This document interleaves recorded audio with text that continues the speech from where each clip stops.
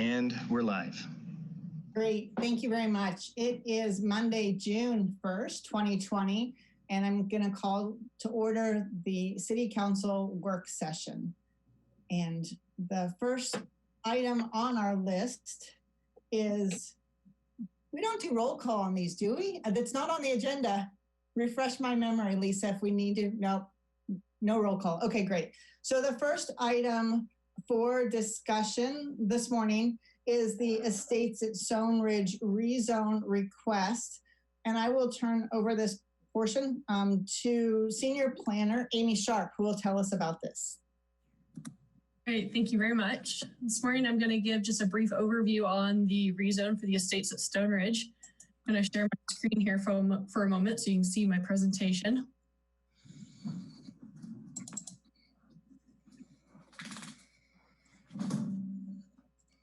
Are you able to see that? Yes. Okay. Yep. So this first slide is just a brief overview of the schedule for the rezone. We had the Planning Commission zoning hearing last Wednesday, and then the City Council zoning hearing and the first reading of the zoning ordinance will be on June 16th, followed by the second reading on July 7th. This first map is just a vicinity map showing where the Estates at Stone Ridge subdivision is located. It's just north of Otter Road, and it's located kind of between Woodgate Road and South Townsend over by Cottonwood Elementary School and the Montrose Recreation Center. It's kind of shown here by this big orange block. Amy, just to be clear, that is the subdivision that's up on top of the bluff with the stone walls around it? Correct. It's just right across from Otter Pond to the west of it. This map shows kind of the site location. So the Estates at Stone Ridge rezone is a proposal to rezone lots 1 through 10, 13, 15 through 28, and 36 through 56 within the Estates at Stone Ridge subdivision, more specifically on Ridgeline Drive, Woodford Avenue, and Keller Court.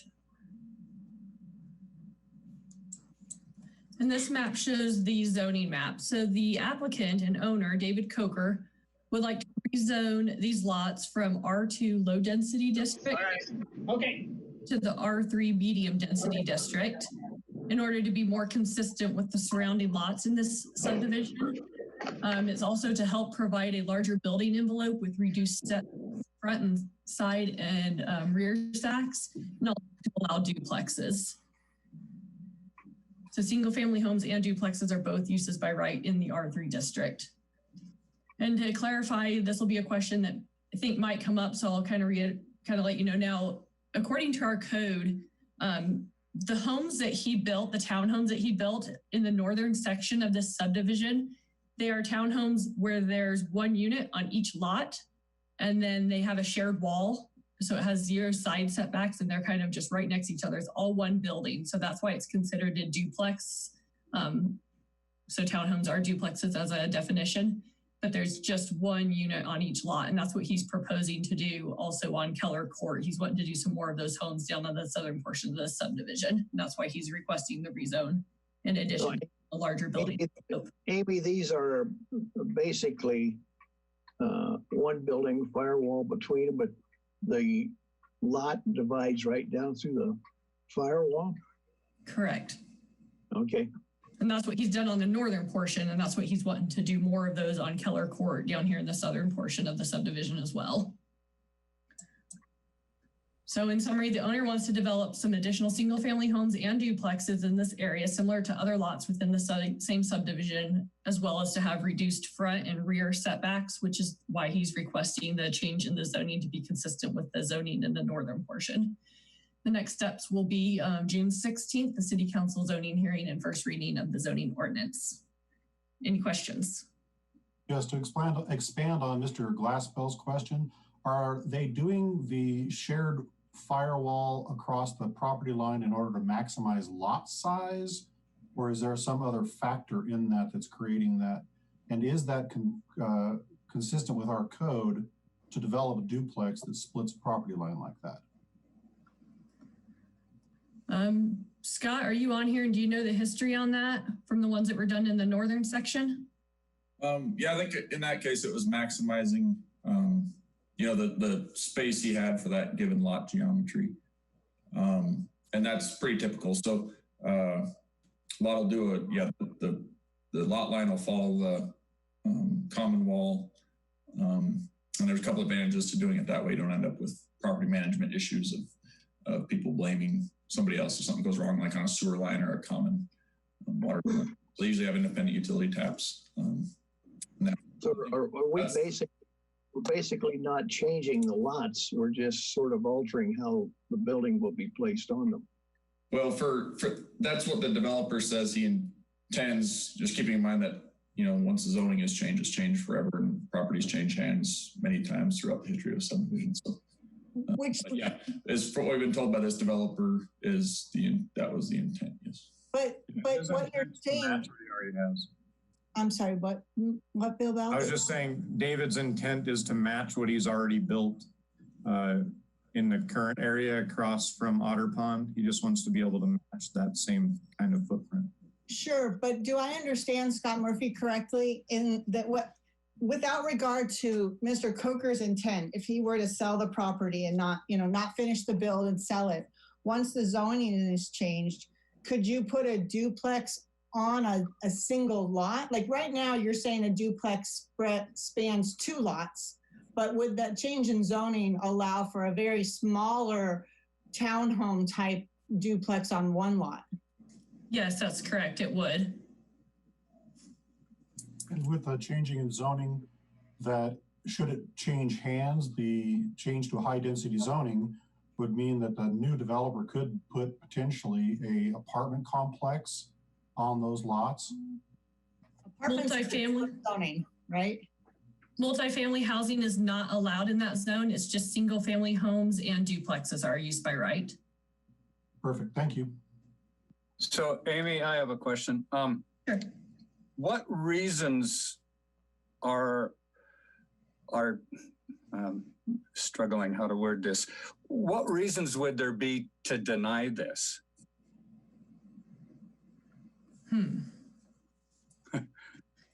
Good question. Okay, well. I mean, maybe you can help us understand when a rezone is requested, what factors, ultimately that decision goes to council to decide whether or not to allow the rezone, or does it go to the planning commission for a recommendation to council? Can you tell us more about the process? Sure. So it went to Planning Commission first, as I mentioned last Wednesday, and the Planning Commission provides a recommendation to City Council to either approve or not approve the request for the rezone. And then City Council will hold the hearing, at which point they'll hear public comment and decide whether or not to follow the Planning Commission's recommendation or to deny it. As somebody has pointed out, there's the difference between what the current builder's intent is, as well as what could develop there, given the change. As stated, the R3 zoning does allow duplexes. So if he doesn't do what he intends and some other developer comes in, they could potentially, do duplexes on several, on those lots. But that's the same thing that could occur on the R3 zoning district that's just to the north. Not all of those are completely built out yet. And as it stands right now, those lots that are remaining in the northern portion could also have duplexes located on those. Amy, has Planning Council made a decision yet? Yes, because they met on Wednesday of last week. And when will we won't get that decision until the 16th? I believe that's how it works. I might have to refer to Lisa for the process, but I give her the staff report for City Council meeting, I believe a week before the June 16th meeting, and that includes the recommendation that came from Planning Commission. And Amy, sorry to interrupt, but can we share with Council what Planning Commission's recommendation was? Yeah, that was my question. Can I share that at this meeting? Yep, okay. You can tell them, it's public record. Okay, yeah. Okay, yeah, they recommended approval of the rezone to R3. Thank you. Sure. Amy, can you stop sharing your screen if there aren't any questions about it so that I can go back to seeing the full list of, thank you. Sure, thanks. One more question, Amy, that just for clarification, that the R3 zoning doesn't allow multiple dwellings on there, but does allow duplexes? duplexes, but not multiple family residences. Correct. That's not just allowed for as a use by clarification right. for the public.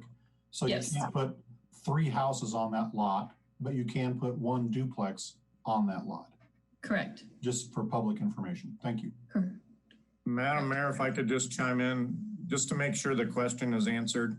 One of you asked the question, what would be a reason for denying? We're not even at that point because we're at the work session. We're just setting it to go to the regular council meeting. But in a case like this where the adjacent properties are of the zoning that's being requested, you normally wouldn't deny that because it's compatible. So you always look at the adjacent properties, and if what's being requested is within our comprehensive plan and is compatible use to what's already there, then usually that's when you'll see the Planning Commission come through with a recommendation to approve. It's where things are not compatible with existing uses in the area and could create conflict is where we usually have dissension on those types of requests. Thank you, Bill. I was just curious about the process. So one more question that. Okay, wait, hang on. Everyone's talking at once. Let's try and do, okay, Mr. Frank, yes. So another question is, with a rezoning and the change in zoning density, do they have to do a traffic study and on the impact on Woodgate? Do they have to do, and have they done any kind of study concerning the overloading of the school right across the street? Mr. Murphy, would you be the best person to answer that question? So the code doesn't require at setting a zoning that they would do that, but it certainly could be required. We've run some quick numbers for them, and certainly higher density is the potential for higher congestion on a road that does see a fair amount of traffic, but is not over capacity, and it won't drive it over capacity from our just back to the envelope calculations, but it's not explicitly required in the code at zoning. It is at platting. So if someone's wants to come in and plat, more lots or something to that effect, and it's considered a major subdivision, that's by our code what would trigger a formal traffic study. So was that traffic study done back in the early 2000 when this whole subdivision was platted? It was, yep. And it, back then, that era of subdivision building, they were seeing a lot steeper traffic growth rates than what we're seeing now. But, what maybe we might be coming into as things kind of explode back up. But, it had, the original one had, full on rebuild of Otter. That's where this neighborhood actually has an SID for improvements on Otter Road. That's what triggered some of their frontage improvements. The original subdivision was built because it does have the half-width improvements along their front, and things of that sort. So that's the current one on file from that original subdivision. Well, the existing request is not changing the number of housing units, as I understand it. It's a matter of. If they were to put multiple duplexes on a single lot, it could. So you could see increased volume merely from the zoning change, although that's not the current developer's intent as we understand it. Can we put wording in there to control it to what was being requested at the present time? What do you mean, Mr. Glaspell? Can you rephrase that? Because I'm not sure I understood your question. And then I'll get to Mr. Frank. Yeah, from the standpoint of what could happen down the road if somebody sold it and started to put duplexes on each lot rather than combining a duplex across the property line, can we define it? And maybe Rachel can tell us, can we define that by establishing guidelines that they can only build as being requested at this time? Since anybody wants to do something in the future would come back and request a change. Okay, Mr. Glaspell, I think your question is clear, and I think Ann Morgenthaler has an answer for you.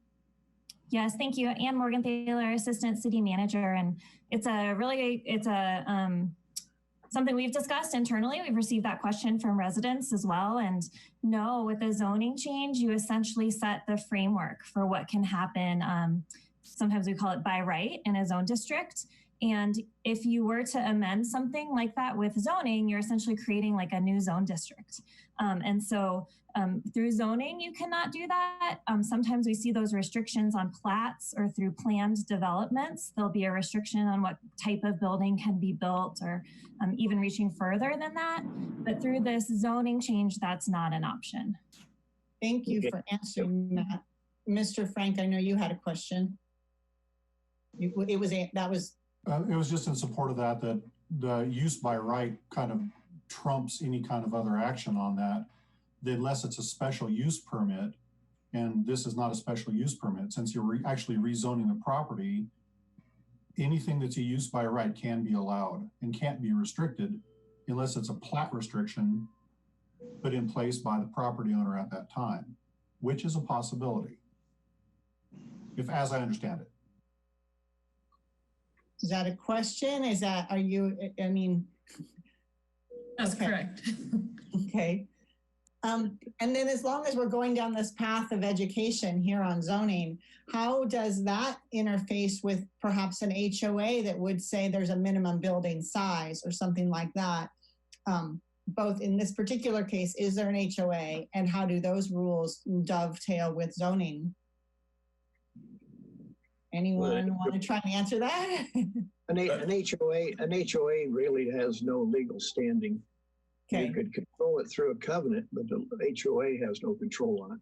So that's a moot point on whether they can do more strict if they want to, but I think the underlying zoning and code still governs, and they can't override any of that. Is kind of how those have been handled. Yeah, and I would just add that additionally, HOAs can change their covenants without city approval. So it's not a long-term assurance of what type of development could happen there. The zoning is much stronger. Okay, that makes a lot of sense. Before I have a question for Rachel Allen, is there any other questions about the zoning for Amy Sharp from City Council? Yes, Mr. Frank. Can we request that they include a plat note restricting that to the same style of duplex that's currently being built? Is that within our scope to be able to do that, to make that request of the property owner? Not at this point as part of the rezone process. I think one idea that came up in the public comment, so I kind of feel like there's some are looking for some middle ground kind of thing, but was potential setback variances or something to that degree that would keep zoning but allow them to do what they needed to do geometry wise, which seems to be the basis for what they were looking at. It's less flexible, but that idea was thrown out. I don't know the details of that or even if that's doable, Amy, but just for completeness, that idea has been out there. Are you saying, for example, that the setback on one of the four sides could be reduced to 0 for a shared wall, but there would be a setback on the other 3 sides such that it would be nearly physically impossible to build a duplex on a single lot? Is that what you mean? Like, as we understood from the developer, the setback, so he had a 25-foot front setback in the R2 zone, but if you went to R3, that goes down to 15 feet, which makes his lots a lot more buildable. So I think he was mostly concerned with the front setback, but the difference in side setback was 1 foot, I think, between the 2 zones. So, I don't know if he'd be seeking a 0 side setback. I guess I'm just not familiar enough with him, but just wanted to throw that out there for conversation. And Scott, it's great to throw it out there because I think the main point is if for any reason you find that this rezoning application is not approvable, and we can share those criteria with you, there's another route for this applicant to seek approvals to do what they want. But we heard, I'll say, a lot of comments at the Planning Commission level about all kinds of concerns that might still be applicable under a variance scenario too. okay. So I do have a question for our Assistant City Attorney, Rachel Allen. Can you give council a refresher on when this comes before council in a couple weeks? We're going to be sitting in what I believe Stephen would call a quasi-judicial role and making a decision. And we may have friends and neighbors that want to approach us and talk to us as individual counselors about what they think on this issue. Can you remind us, and perhaps if they're listening, them on how this works? Sure. Thank you very much. Yeah, as always with these kind of issues that people may have, may come before you for perhaps a de novo hearing or something along those lines going forward. If you are approached by your constituents and they want to raise issues, please direct them to Amy or myself going forward in that manner. And that way we can disseminate information if necessary in a hearing and that sort of thing. And if people do come up with, hey, you know, I have these concerns, just say, you know, at this time I can't consider that information. Please talk to city staff because we don't want you to be in any way compromised or, you know, any appearance of impropriety to ensure that there is an impartial, if necessary, hearing in the future. So we would ask to remain as impartial and fair as possible. So if any comments do come your way, please direct them to us and we will make sure that information is heard properly.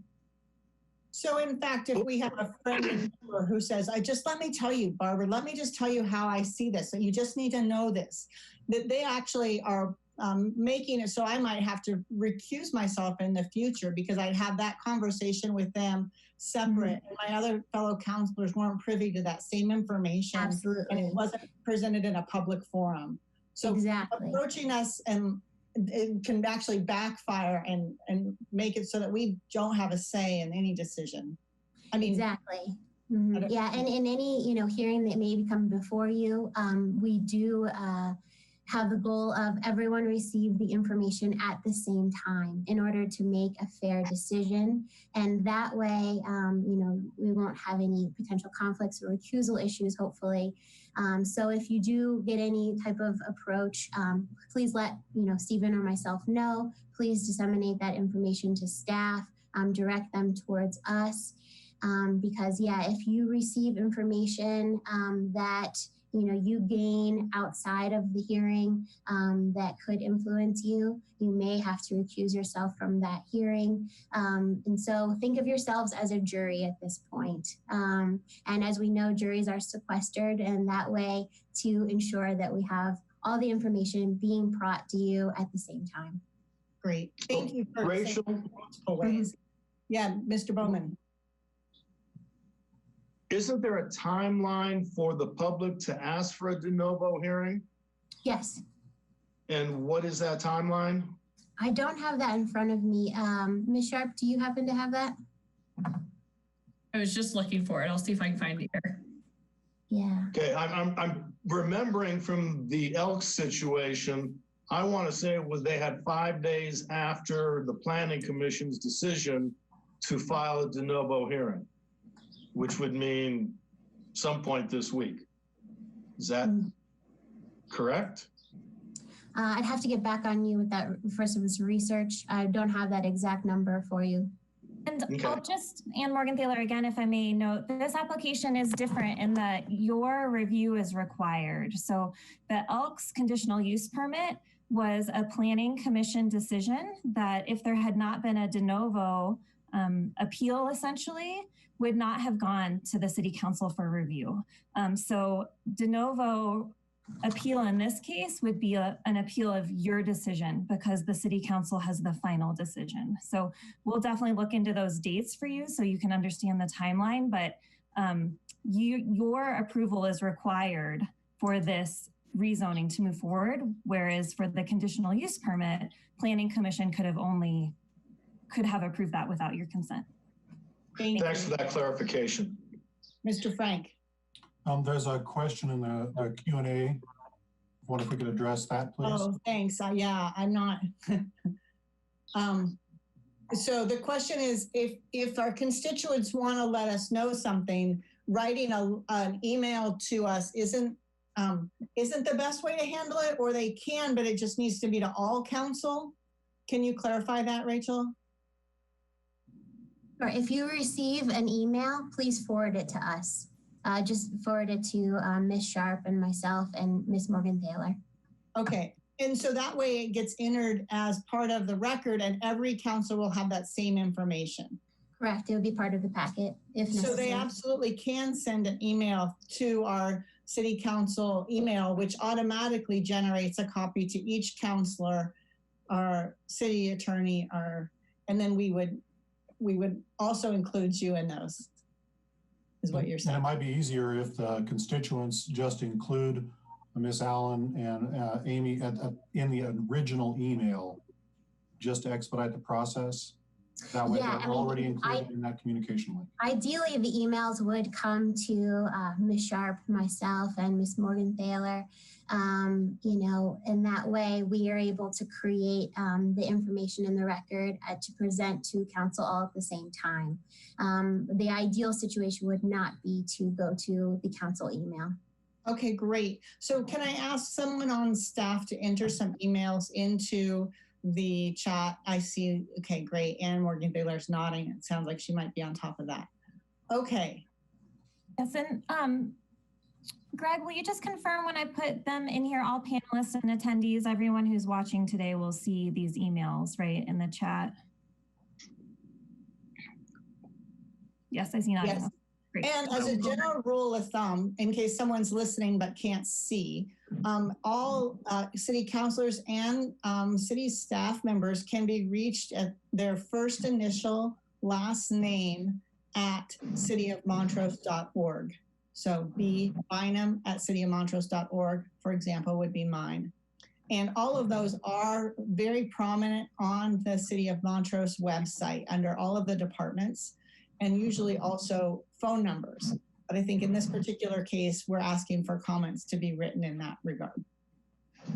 Are there additional questions from City Council for either Amy Sharp or Rachel Allen or Ann Morgenthaler or Mr. Bell on this subject? Okay, it looks like we had a lot of questions. We kind of fired them. Yes, Rachel Allen? I just want to loop back.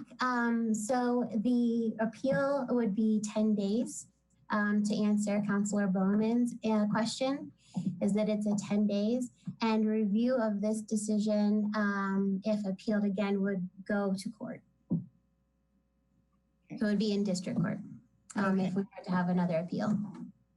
Okay, thank you very much. I want to make sure that all of the City Council has had a chance to ask their questions, because I think it's most appropriate that those are asked and answered in this very public forum and not offline tomorrow or the next day. Mayor Bynum, there was a question about what we do with the emails as staff. And when we receive emails on applications like this, we include the unedited email or letter in the packet for Planning Commission's consideration when applicable and for Council's consideration when applicable. And it's most helpful if we receive letters before, so the week before, it'd be the Tuesday before your hearing, because then we can include them in the packet, and Council, you have lots of time to read all of the letters in the packet. If we receive letters or emails after the packet is distributed to you, then we'll compile them and share them with you, likely right before the hearing. So as soon as we can before the hearing, so you have time to read them. Sometimes letters come in moments before the meeting and we still try to get those to you. But if there's a concern about whether we're summarizing public comments, we're not. We're actually passing them along to Council so that you can read them. Great, thank you. Any further questions on the Estates at Stone Ridge rezone request discussion? Okay, yes. I have one more thing. I'm sorry, I have to correct myself. Just in a quick review, I had looked at the wrong number here. In code provision 4431A, or I'm sorry, G, we're looking at the review of the appeal of the review board, which would be City Council, must be done 5 days of the review board's decision in writing. So that if someone were to appeal this decision by City Council, that's a 5-day requirement. So I just wanted to clarify that whole process, just in case. Thank you. And going back to the timeline that Ms. Sharp originally presented, the city council, the hearing for this would be June 16th for a first reading and July 7th for the second reading. So would it be 5 days after July 7th? That's my understanding. Okay, thank you. Okay. And Mayor Bynum, I'm sorry to interrupt. There is one more question out here that I'm not sure it's kind of been answered. I just don't want it to go. I don't want to clear it before we make sure it's been answered. Will the emails be distributed unedited, or will they be summarized when CC members receive them? Ann Morgenthaler answered that question and said they are passed along in full. No, staff does not edit or summarize constituent emails. Very good. Okay. I'm sorry. Thank you. No, that's great. Thank you for marking that answered. Okay. Last call. Any more comments? Okay, Mr. Frank. I would just, on a personal note, like to ask that if you send us emails, make it intelligent, calm, and cohesive. Don't get swear words in there and don't get angry, because that really kind of muddies the message you're trying to get across. And your emails do become part of the official council packet. So I would think that part of the public record. So yeah. Okay. Anything else? Seeing none, we are going to move on to our next agenda item this morning, which is discussion of restaurant voucher program. I will turn it over to our Assistant City Manager, Ann Morgenthaler. Thank you, Mayor Bynum. I'm Ann Morgenthaler, the Assistant City Manager, and I will just kick off this discussion, but Bethany Maher, our Community Engagement Specialist, is here as well, and of course, City Manager Bill Bell. And we understand that there was interest from Council to discuss a restaurant voucher program similar to what some other municipalities are offering. And Bethany did some research into other cities, and each one is a little different. But the essence of these programs is that some municipalities are allocating funding from their budget in one way or another, so city funding, to provide restaurant vouchers to community members. And this serves a lot of different purposes, but the city provides a restaurant voucher, and so that's money that goes to a restaurant, so it generates business, helps restaurants during this time. And depending on who receives that voucher, it can have multiple benefits too. So it can act as like a thank you to people who are doing really hard work right now. It can also act as a needed way to fill a gap in food assistance. People right now are having a hard time as we see unemployment numbers rise. And so it can act as a way to give a meal to somebody, a family that really needs it.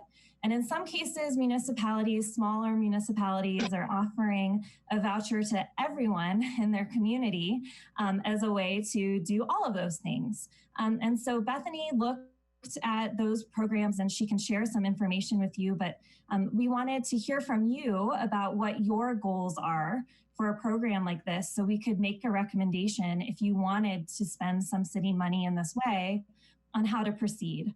You're aware that the Montrose Community Foundation has a program like this in place right now. They have focused their efforts on providing these vouchers to people who fulfill certain types of jobs in our community. And so those, we could read those out to you, but those are people like frontline workers, not just first responders in terms of public safety, but they are reaching out to grocery store employees and people working at nursing homes, doing home care.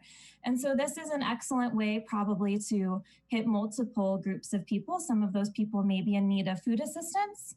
Some may not, but it's certainly an excellent way to show support to those people doing difficult work in our community in this time, as well as providing support for restaurants. And that's a program within the Montrose Community Foundation. So depending on what you'd like this program to look like, the city could bolster that program that's in existence.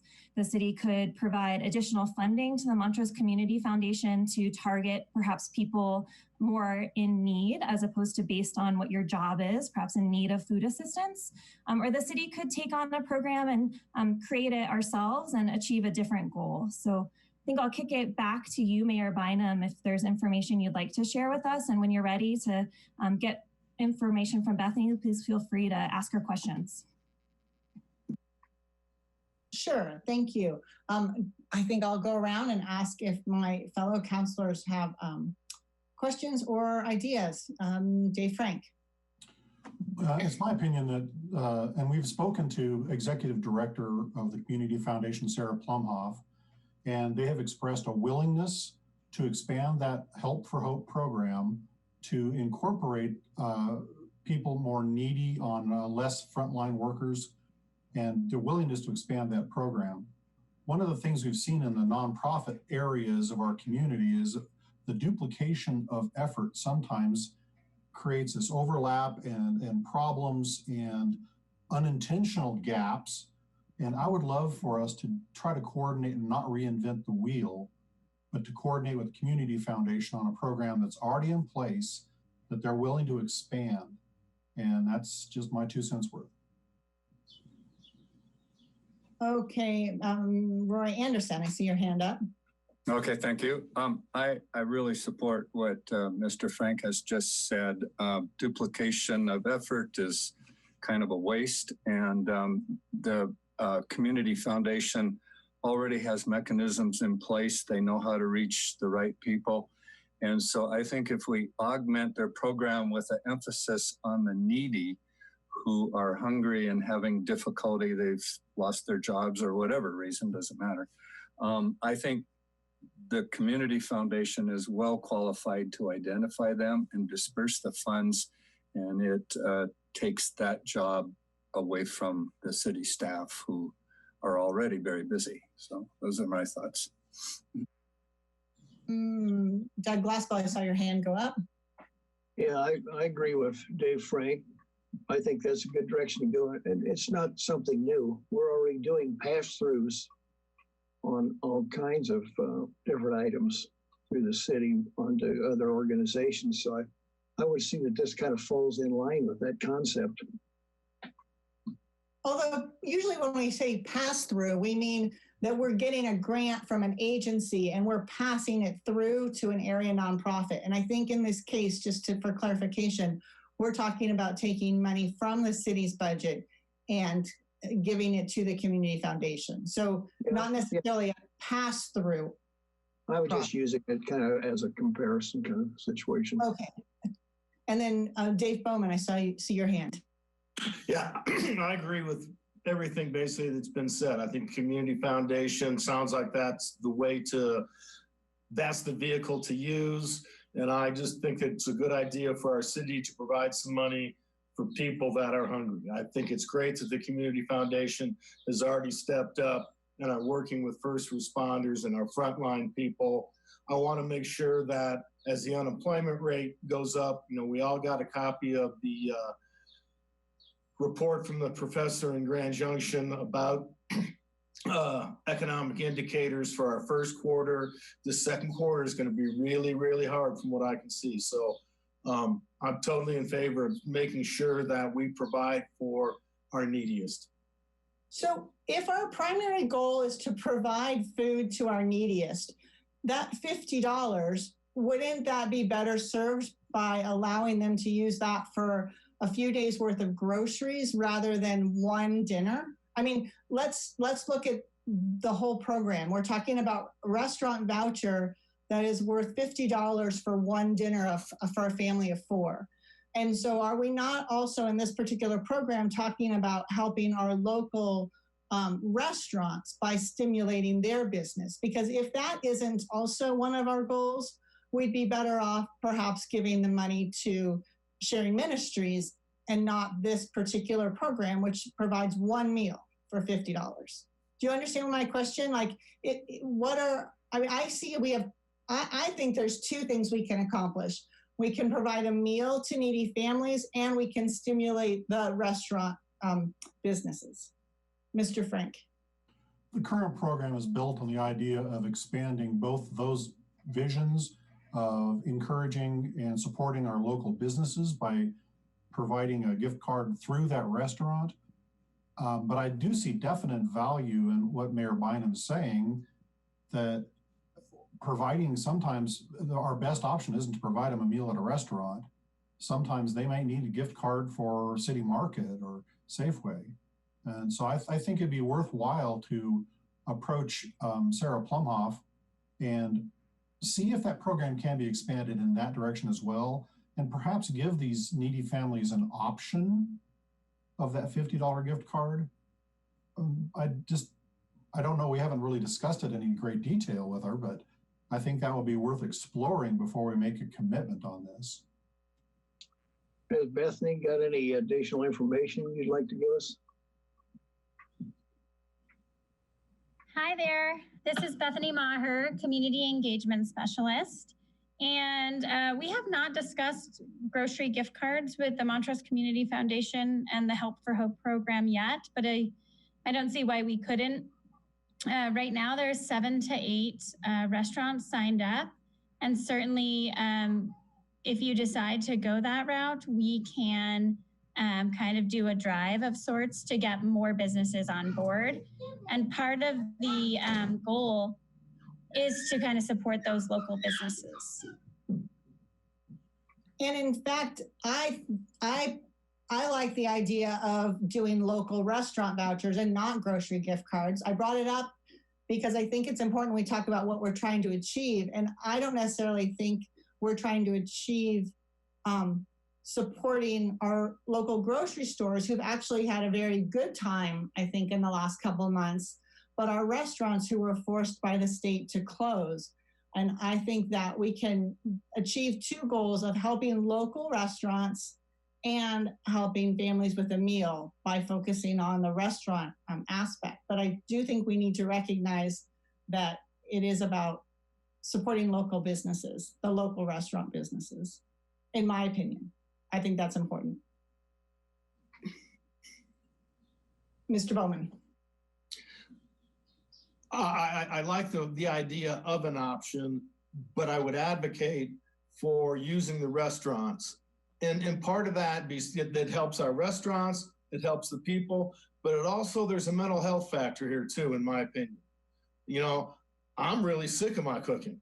My wife's is much better, but you know, the opportunity to just get out of the house is important in this time. And I like the restaurant idea, with the third idea being there's a mental health component. Yeah, I think the psychological aspect of it would be very positive. So I'm seeing a lot of heads nodding. So I think it looks like council is supportive of Bethany Maher continuing to work with the Community Foundation and perhaps supporting their efforts for restaurant gift cards for people in our community. Is there additional input? I mean, Mr. Bell, is there a point or a time at which we discuss the dollar amount that we think the city should take from our general fund and put towards this effort? When it was brought up before, Councilmember Bowman asked, I think, how much we had used out of the $300,000 that was dedicated to the small business relief program. I'm awaiting final. I just texted Cheney for a most up-to-date number, but I think we have committed just over 100,000. And so we have a significant amount of money left in that pot.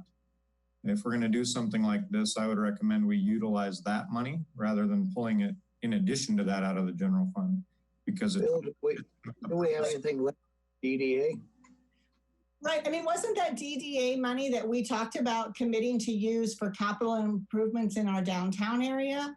And I'm not sure this is in line with that intent. It was the leftover DDA operational funds, not the capital funds. Those are sitting in the capital improvement fund, the TIF monies. Right. Okay. That's totally different pot of money. This was operational funds, as well as our already existing small business revolving loan fund for downtown, the Downtown Opportunity Fund, but also our Montrose Opportunity Fund, which was non-downtown. We put those 3 pots of money together to make the 300,000. So leftover operational DDA funds, downtown business revolving loan fund, and the non-downtown business revolving loan fund. So we didn't touch the capital improvement funds. There's still a little over 700,000 sitting in the capital improvement fund from the tax increment financing monies. Great. Thank you for clarifying that. I still think those other funds are important uses of our money, our revolving loan funds and whatnot. And I don't know that I would want to commit 100% of those monies towards this program, because I think that it's only June. We still have 7 months to go. And I could see us wanting to tap into some of those monies for revolving loan funds. I'd hate to commit all of that to this. Personally, that would be my. Yeah, I think that's a lot of money. We maybe start with a smaller amount and see how it goes. We thought we were burning through the 300,000 in the small business quickly. We found over this entire time final numbers, but I think under 150,000 is just my ballpark estimate. They don't need you to final number for us. But maybe start small. If it's utilized right away by a lot of people, we can always come back and add to it. That'd be my recommendation. Mayor Bynum, yeah. Okay. Sorry. And Morgenthaler again. I'll note that I think you all know this, but for the public to know too, that all of our staff, and especially Chelsea Rosti and Bethany in their roles, are communicating with businesses and community members to understand what the needs are too. And so we will keep coming back to you if we hear of other needs. Right now, there are ways for people to access food boxes in our community with groceries and healthy food in that way. And we're undertaking an effort to share more information as people might find themselves needing that resource and they don't know how to access it. They haven't done that before. So if we hear of a need and a resource that you might want to consider, we'll of course bring it to you through the summer. Thank you. Additional thoughts, questions, or concerns about the idea of supporting the Community Foundation's program with some city funds?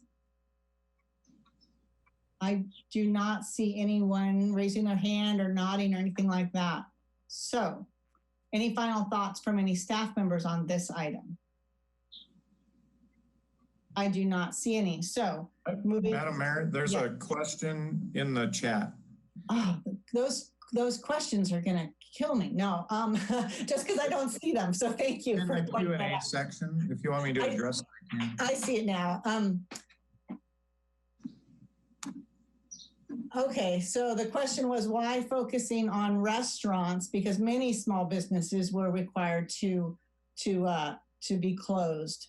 And that is true. I think the Community Foundation has come up with a program that focuses on restaurants and is asking for the city's support for their program. I don't know, Dave Frank, if you want to, as a Community Foundation board member, talk more about the program the Community Foundation put together.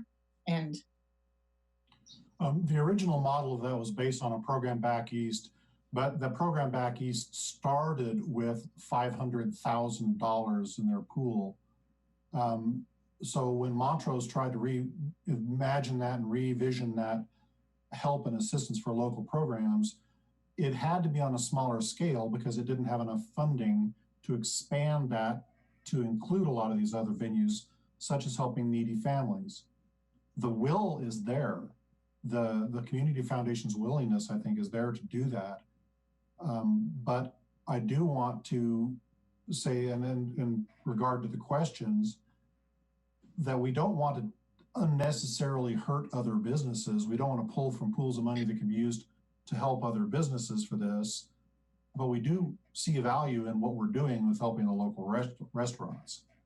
I agree with on the question. I would love to see what else we can do to help other businesses that were unable to open, as it mentions here. But I'm not sure how we can do that. And is that a separate question from what we're dealing with here? If I can just chime in and just refresh everyone on what we have done for our other small businesses. This is just in addition to what we've already done, which is a huge amount. So we deferred sales tax remittance for small businesses in our community that normally would have to pay that. We did that right off the bat. We've done co-op marketing strategies for small businesses in the community, not just restaurants. We have established the loan fund with 0% interest, no repayment for 12 months, which has helped several, just over 20 businesses, I believe. And we have more money there, so we're hoping more people apply for that. And then we have answered lots and lots of questions on people wanting advice on how to reopen, what kind of strategies they can do, how can they receive the support from the county public health and the county commissioners and the city on strategies that are safe for their customers and safe for their employees. So a lot of time has been spent developing strategies with our small businesses.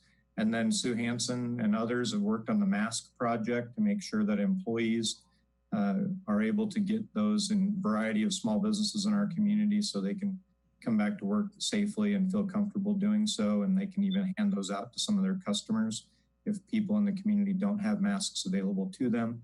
So I think a lot has been done for the small businesses. This is just in addition to that. And it just happened to be that with this particular idea, like was mentioned, it can hit 3 different avenues in one project. You can help the restaurants that have been a lot of them totally shut down, which is different than some of the other small businesses. It can help the mental health factor of people experiencing some normalcy again. Like Councilmember Bowman was mentioning, it's really important for people of all walks of life to be able to go out and have their family experience dining out again, and if they've been laid off or something like that. And then it goes straight to just helping the people that don't have a lot of resources available to them right now. So I think we've done a lot, and I'm really proud of the efforts everybody's put in. I just didn't want to leave that in the chat. It sounded a little bit like we haven't done a lot for our small businesses, and we really have. Thank you, Mr. Bell. I appreciate that answer. And I think we need to be careful not to get trapped in being paralyzed into doing nothing because we're afraid that it'll be criticized because we didn't include something else. And that we continue to entertain new ideas. We continue to look at ways to support the people in our community and the businesses in our community. And we shouldn't get hung up on well, what about this business? What about that sector? We should continue moving forward with all the good ideas that are available to us. Okay, any other questions or comments on this particular?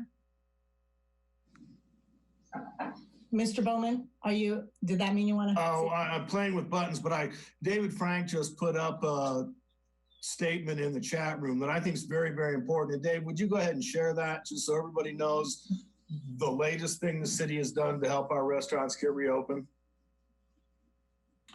Actually, I might just kind of hand this off to Mr. Bell, but because the city is working very hard with the small businesses and the small restaurants downtown and all around town. Bill, could you answer this about covering the cost of the application fee? Sure. Yeah, we've been doing a lot of research, the legal team and the city clerk's office, and based on council's direction, we've tried to figure out ways that we can expand the premises for liquor serving establishments. Even those that don't serve alcohol, we are working on ways to expand their seating capacity or just encourage people out to do outdoor dining in a safe way downtown. So we're working with the city and the county as a joint effort on that. And then we definitely will waive the $150 fee for amending your premise description. There's a fee when you amend it the first time, and there's a fee when you put it back to normal. And the city would cover that cost to help any of our businesses that serve alcohol. We know that restaurants serve food, but a good profit center is the service of alcohol. So that's a really important piece for the continued support of the restaurants. Great, good point. Thanks for thinking of one more way. We're working hard to try and help our local businesses and our community. Okay, I think it is time, we're kind of segueing into it, to move on to the next agenda item, which is our general city council discussion. And I will go through each of my fellow councilors and give them an opportunity to talk about anything they are working on or thinking about or questions they have for staff. And we usually kind of do this in no particular order. So I'll wait till I see someone physically raise their hand or unmute their mic. Mr. Frank, I see your hand. Yeah, I just wanted to make a special comment thanking the staff for their hard work and answering our questions so concisely and quickly on some of these issues. Just as a kudo, you guys are doing great work on giving us concise, intelligent answers as soon as we ask a question. Sometimes that's not easy. It's appreciated. Thank you.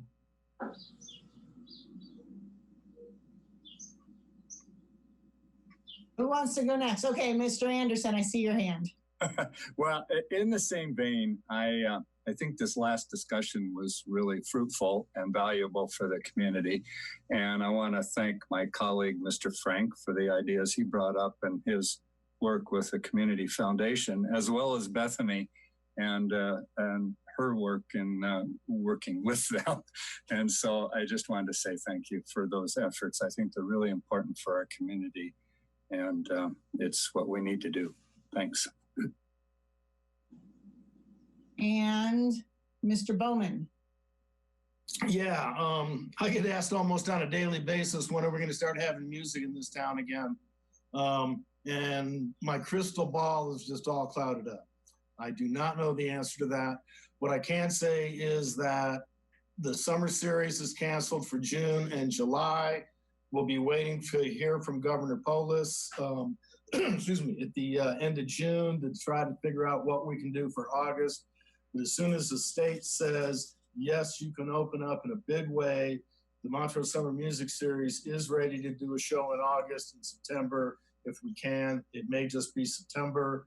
I would also suggest that we won't be able to do the Pocket Park series this summer, but as soon as we can begin to open things up, we will. But we're going to be listening to the governor, and we'll do it scientifically. The other comment I want to make is how proud I am of the Montrose Police Department. There's a lot of negativity going on across our country regarding police and relationships. I think, number one, we're very fortunate to live in the community we are here in Montrose. And I especially want to let our police officers, our first responders know that we're behind them 100%. They're doing a fantastic job. It's a hard time for everybody, but I want our police officers to know how much I believe in them, and I'm sure the rest of council. Thank you very much for that. Did I get Mr. Frank? Did I get you? Okay, Mr. Glaspell. I'd just like to say, it's not just the police department. I think our entire staff has done a tremendous job of keeping us afloat, keeping the council aware of all the situations that are going on. So I think it's certainly made it considerably easier for us to help make the decisions that we have to make. So thanks to all of them. Thank you very much. I will chime in and add that we had a little, before we started, we were talking about doing meetings on Zoom and how it works well in some regards and is very awkward in other regards. And that the opportunity for our community to ask questions and to participate in public meetings is somewhat stifled by Zoom. And yet I also see that in some ways, as I field questions throughout this work session, that isn't normally something we would do in a work session. So I think it goes both ways. I think sometimes we're able to respond, but I think the technology might be limiting some of our constituents. And for those constituents who might be watching this on the television and they feel like, gosh, how do I get to ask a question, or how can I let council know my opinion? All of our emails and our phone numbers are readily available. Please reach out to us with your concerns and your questions. I feel like because we're not out and about these days and seeing you at a music festival or running into you at a restaurant or hanging out with you after a committee meeting, that we might not have as good a sense of how our constituents are feeling.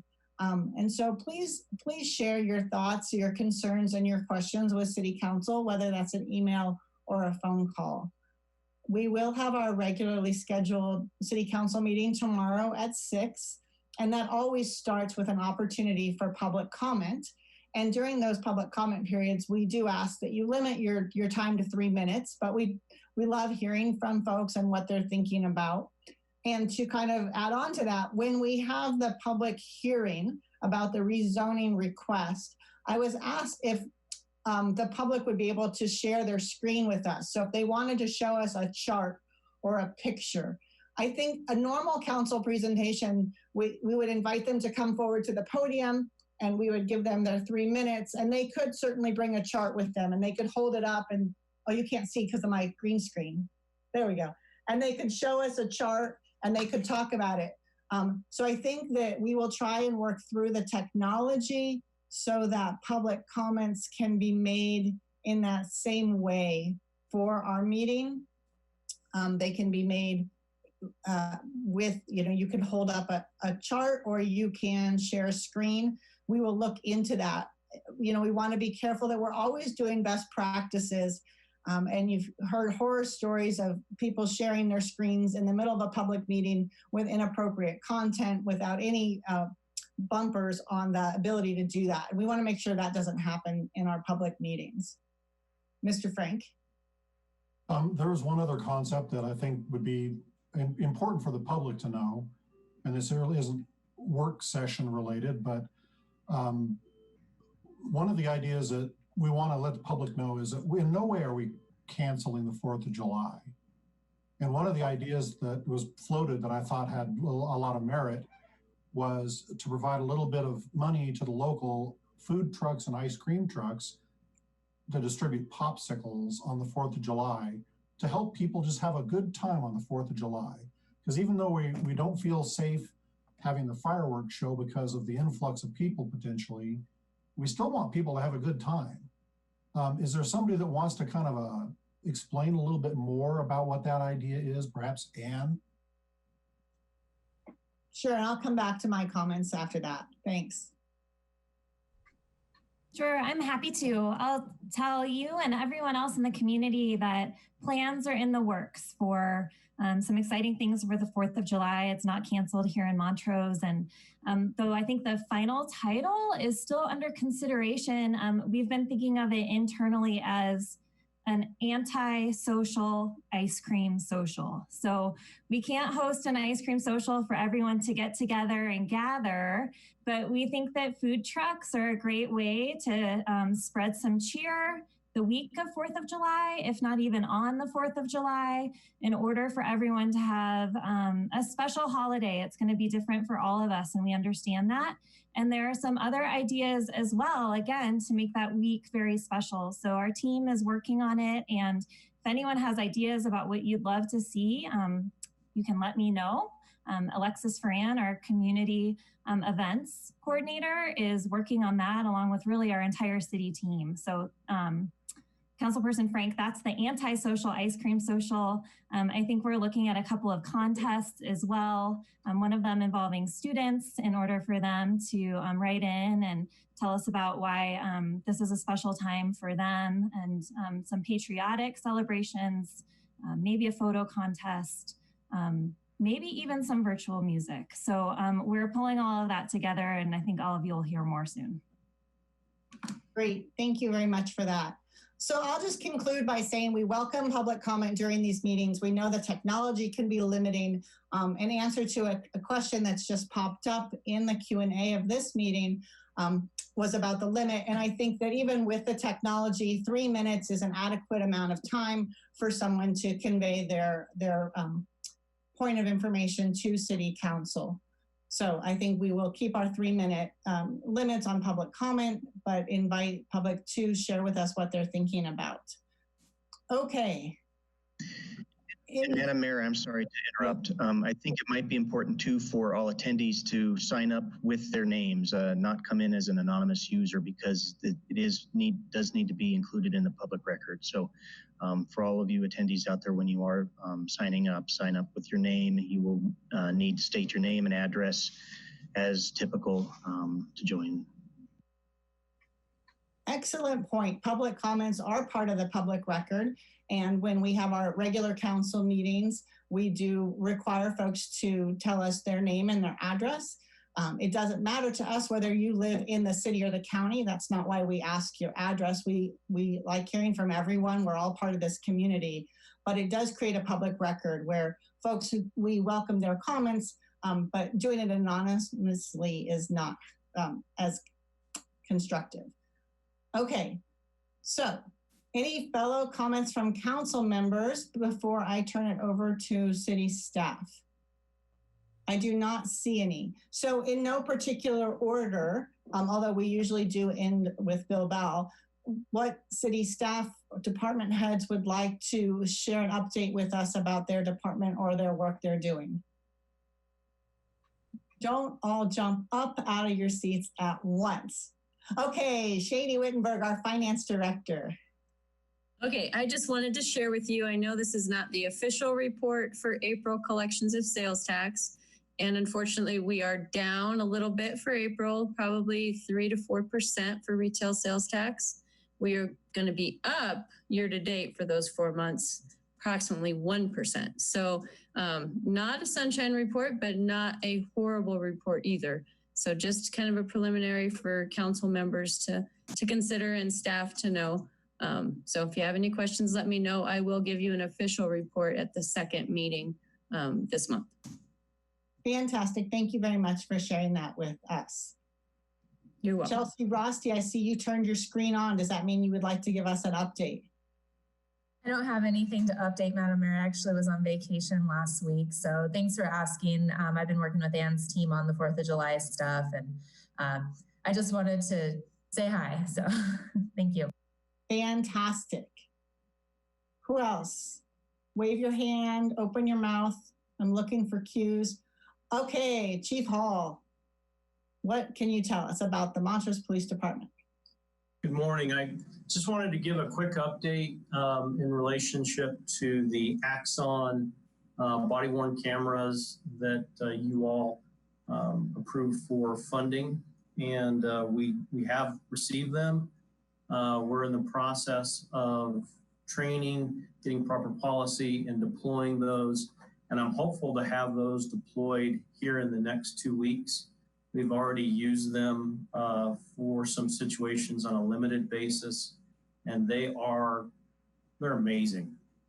I think they're going to enhance our accountability, our credibility in ways that we could have never imagined. So I just wanted to say thank you. I really appreciate that, and especially I think in our current time in the U.S. as all of these things are happening in relationship to just a horrible incident committed by a police officer. I think body-worn cameras here in Montrose are certainly necessary. And I'd just like to end that we have an excellent community here. It is very troubling to watch these kinds of things happen. But I was reminded this weekend by a citizen that our community and I know council supports us incredibly. Otherwise, you and city staff wouldn't do the things that or approve the things that you have for our agency and our community within the last few years. So I'd like to throw that back to you guys and say thank you very much. Thank you. Thanks for all the work your team is doing. Yes, Ann Morgenthaler. Thank you. Just a couple more updates. We are making it easier for people to find these city council meetings now that we've shifted to the online format. So if people are watching right now, they found it, but people can now just go to the cityofmontrose.org homepage and there's a link to videos. And that'll take you to a few options where you can right there from that page watch past council meetings. You can tune in to the council meeting that you're watching that's on right now. And we're going to soon have a link so that you can join the meeting by Zoom and get that information. Because right now, Mayor Bynum, as you noted, there's a way to simply watch a meeting and you're not part of it, you're not able to interact, and that's on our YouTube channel. But through a link to get on Zoom, you can actually ask questions during the council meeting. So that's one way through the cityofmontrose.org homepage. It's really straightforward, but also now on the Better Montrose app, there is a link to videos. So if people have the Better Montrose app, they're able to watch the videos right there on their phone, which is nice if you use the link, or you can watch past council meetings too. So another reason to get the Better Montrose app. Also, I learned this weekend that we were designated as a bronze level bicycle friendly community. So that's a great update. It's through the Bicycle Friendly America League. And it means that we're a place where people don't just live and work, but they thrive. And we've promoted bicycling in our community. And so I know that many folks over the years have worked hard to improve bicycling and infrastructure and routes in our community. And so this is something to be proud of. And we've applied before and not received it. So kudos to everyone in our community, including staff who've worked hard and council who've supported those efforts. And that's all. Thank you. That's great. Scott Murphy, can you tell us about the West Main underpass and how that's coming along? I actually ran into someone this weekend and they asked me what I did. And when I said I was on city council, they said they had one really important question. And when is that going to be finished? So they're on their last pours. I think probably the middle of next week, all the concrete should be poured out. So the restoration of the West Main trailhead area, we have the contractor lined up and the contractor in place to do that work. The crushing of the decorative rock that's used got held up. It was in Gunnison and with the Gunnison's lockdown or something to that effect. But any day now that should be hopefully starting as soon as they get that up and going. Yeah, they've gotten the scaffolding and all that out of there so that they can start getting all of the concrete off the half of the trail that's sitting there that was flowback from the shotcrete work cleaned up. So it's coming together. I would say concrete work, kind of core work buttoned up within the next 2 weeks, and then railing. So it's different contractors coming in to do the railing and the coating. So we're kind of managing all the different contractors on that now. That'll come in right behind them to get that coated. Great, thank you. Any other updates on projects that we need to know about? Yeah, I primed you guys about Cerro potentially getting questionable with shutdown stuff, and that turned to come to fruition. There's a hydraulic cylinder that controls the outlet structure on the dam that was ordered about 8 months ago and is sitting in California. There are 2 manufacturers in the whole United States, and they're specific tailored to the gate itself, and so we're kind of pinned. With the way the water rights are and the way that the drought's looking this year, we might not be able to start filling until fall. And even then, we only get, once Silverjack turns off, what's available is surface water until it freezes up, so not that much. So we're looking at other options to try and alleviate that, working with Boswick Park and even potentially leasing some Silverjack shares to get water from Silverjack pushed into our reservoir. But that all has challenges, as you can imagine, on a tight water year. So trying to see if it's not a done deal yet, but not looking great. Just not getting the cooperation out of the manufacturers out of California. Thank you for that update. Any other staff members have an update on their departments or areas of expertise? I do not see any, so I would turn it over now to Bill Bell, but it looks like he stepped away from his desk for a second. He's probably listening. He's just right out of view. There he is. So, City Manager Bill Bell, do you have any comments for us today? Sorry, I was just talking to somebody. Yes, I want to bring up the big picture budget planning discussion that we'll be having tomorrow afternoon with City Council and department heads. So I think that's normally done in May, and that's when we sit together and we get the big picture ideas from City Council members, big things they're looking at for the following year. So when we go back to department heads, we want to make sure that we incorporate those things. It's a public meeting, so there's a Zoom notice that went out and people will be able to listen in. It's a work session. It's not a council meeting, so there's no public comment or anything, but they are welcome to listen in if they're interested. And I think we've scheduled that from 3 to 5. And if that time's incorrect, Shani, correct me. But normally it lasts about an hour and a half. I don't think we'll go the full 2 hours. But bring your ideas. Our biggest projects, just going into that, Scott always has a good list of capital projects. He could spend, $800 million a year if you gave it to him. So it's got a long list of project ideas, but we keep a rolling tally as we move forward every year, and coming up next year was major projects sitting there right now would be the amphitheater construction, and we've saved up for that. And then the Woodgate Road extension to pop that out over behind Walgreens. This year we're doing the design and the land acquisition piece.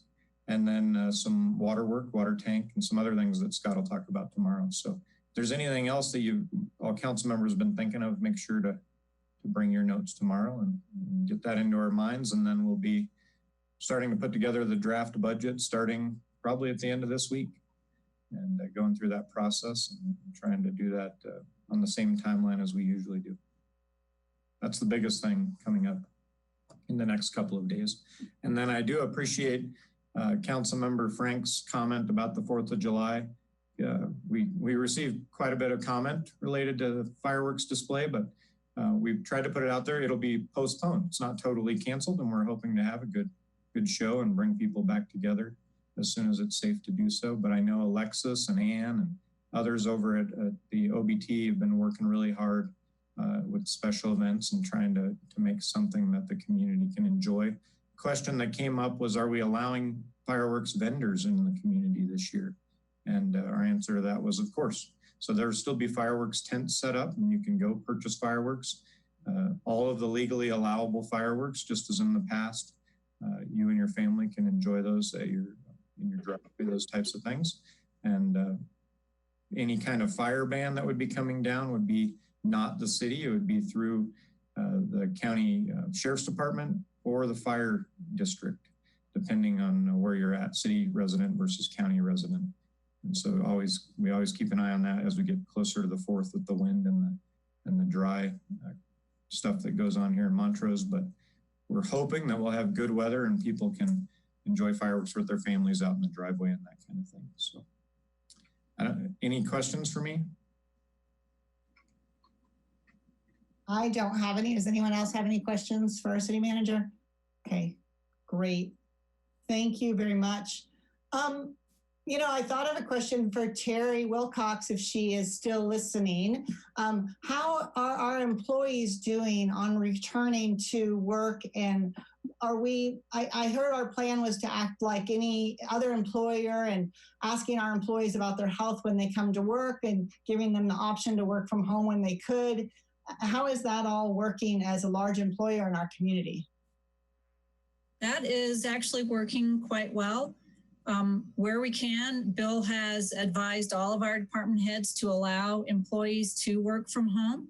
Those that are coming in are doing a survey before they come to work, as well as each day when their workday ends. And we haven't had any issues or complaints or problems with that. Bill, would you like to add, or Ann, anything to that?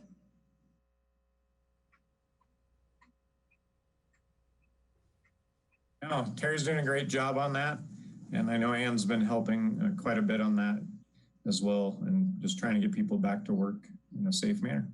Great. And to that regard, I think please consider the city as a resource for the community. If you're out there and you need something and there's a way the city can help you, please reach out and let us know. That's what we want to be doing. That's why people get into either volunteering their time as elected officials or serving as their career in public service, is to help people in their community on a day-to-day basis. And that's the power of local government. And I feel very passionately about that. Anyway, with that being said, I missed you all in person. This is really tough to do Zoom meetings. It's tough. I feel like I am juggling not only the meeting in front of me and the agenda over here and the Q&A over here and the comments over here, but then I mute my video when my kids need to get cereal because it is located right next to me in my little cubby hole. So lots of juggling. And I think that probably is how all of us feel. But we are doing a fantastic job. Thank you, everyone, for being part of the juggling act that is our local government and makes Montrose so great. And let's keep up the good work. And we'll see everyone tomorrow for a bunch of meetings. Sound good? Okay, then we are adjourned. Thank you so much.